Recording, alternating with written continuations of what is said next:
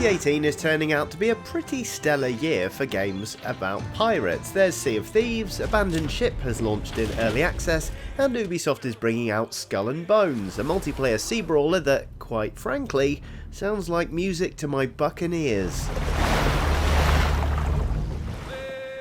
That's not the only swashbuckling game Ubi is bringing out this year, of course, because there's also the remaster of Assassin's Creed Rogue, the best Assassin's Creed game you never played. Here's why it's worth setting sail for. Do note, however, that we've not got our hands on the remaster yet, so all the footage you see here has been plundered from the original version. Some story spoilers ahead.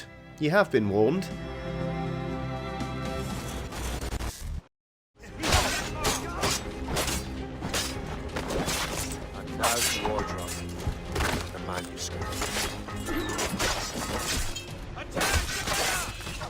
So the first reason Rogue is the best Assassin's Creed game you never played is that it offers you a fresh perspective and allows you to play as a Templar.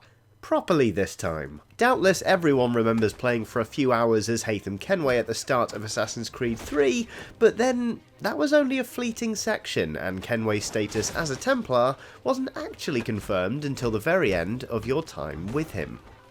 Also, I really didn't like Assassin's Creed 3, but that's a topic for another video.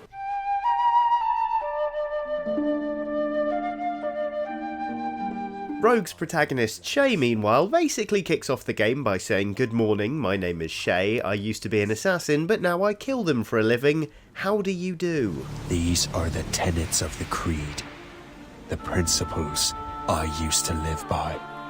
The action only progresses from there, with the rest of the game putting you in the boots of an assassin gone, wait for it, rogue, using the skills acquired as an assassin against the very people who gave them to him. It's a refreshing inversion of the normal flow of the series, letting you indulge your inner baddie and revel in going after the people you normally champion, for a change. Think of it as the Assassin's Creed equivalent of the Empire in Star Wars, having all the best music.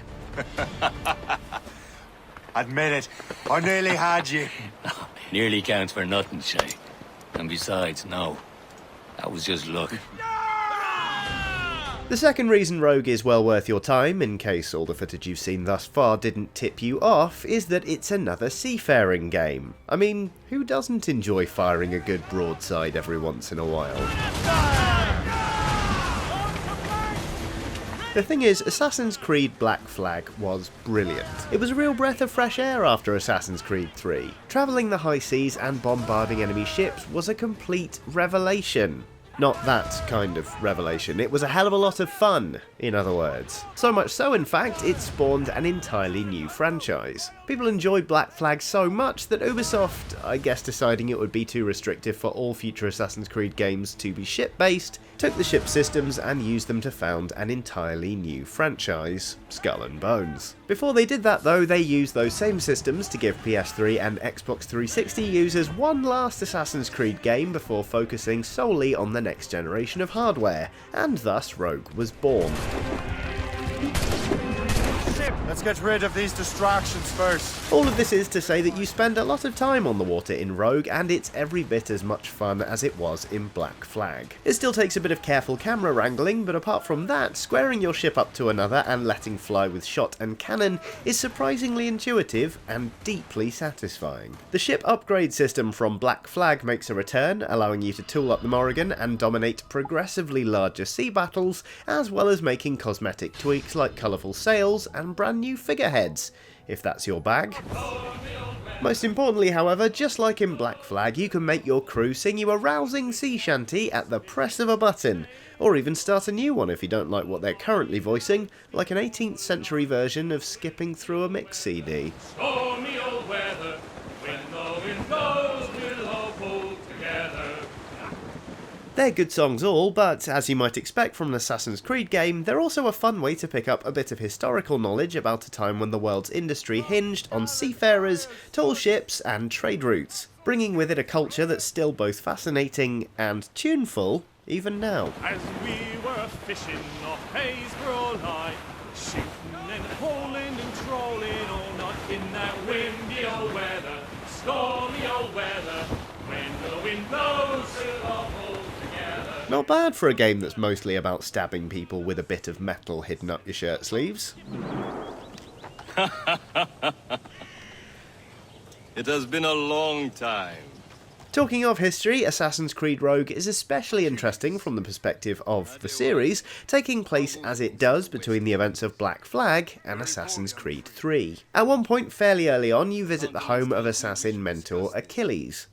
At this point in time, he's a relatively young man, full of strength, vigour and enthusiasm for the Assassin Order. He's visited during this scene by Adewale, who you'll remember as Edward Kenway's first mate in Assassin's Creed Black Flag. He, on the other hand, is getting on a bit now, cultivating a beard that's more salt than it is pepper, and a slightly more weary aspect than you might recall from his days before the mast on the Jackdaw.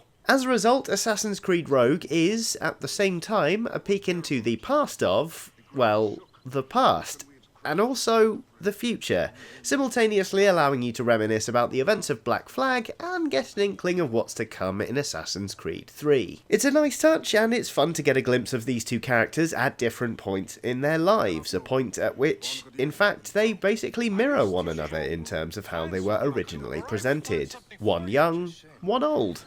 Adewale, how go things in the West Indies? Very poorly, I'm afraid. You are late. Oh, what did I miss? Only the first hour of training.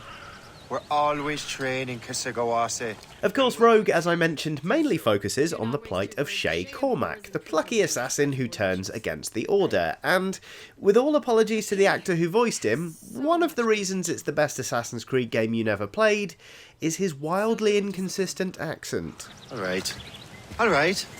What would you have me do? Well played.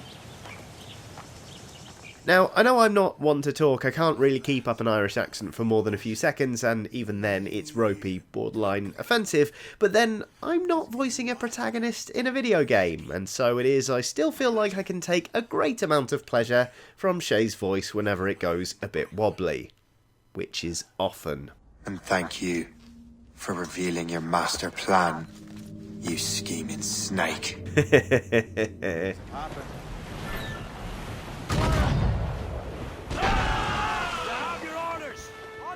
The next reason Rogue is well worth a look in if you haven't already played it is, well, it's just down to the general atmosphere. While Black Flag was all about sun-baked islands, tans and tropical storms, Rogue is a game rhymed with frost, where breaking icebergs create waves that can scupper smaller vessels and make manoeuvring in a sea battle a tricky old business.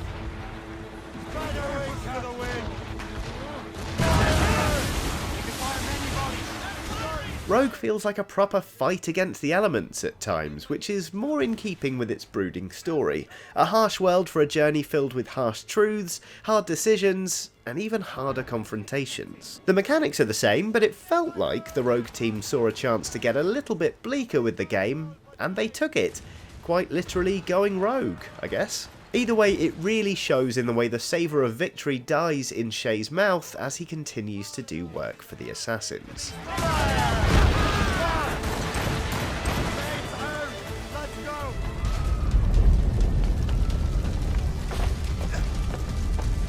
And then the final reason Rogue is the best Assassin's Creed game you never played is that you get to destroy an entire city. Accidentally, of course, but still. This is actually the trigger for Shay's defection from the assassins. He's looking for a piece of Eden when he unwittingly starts an earthquake big enough to destroy the city of Lisbon. The assassins hear about this, of course, but then they decide they're going to keep looking in other places despite the very obvious, very real danger.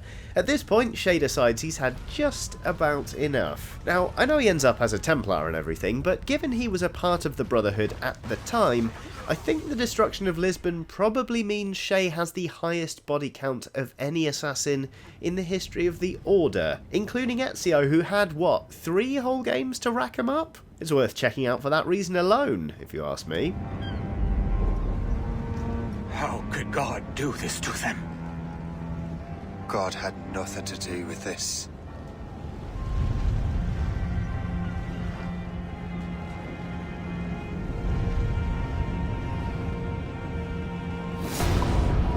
Anyway, those are my thoughts on why Rogue is the best Assassin's Creed game you never played, but what do you think? Tempted? Let me know your thoughts in the comments below. Hopefully you enjoyed this video. If you did, there are plenty of others on offer, including a look at the latest Origins DLC, and a loving look back at why Ezio is definitely the best assassin, even if he didn't destroy an entire city. Bye! Assassin's Creed Rogue Remastered.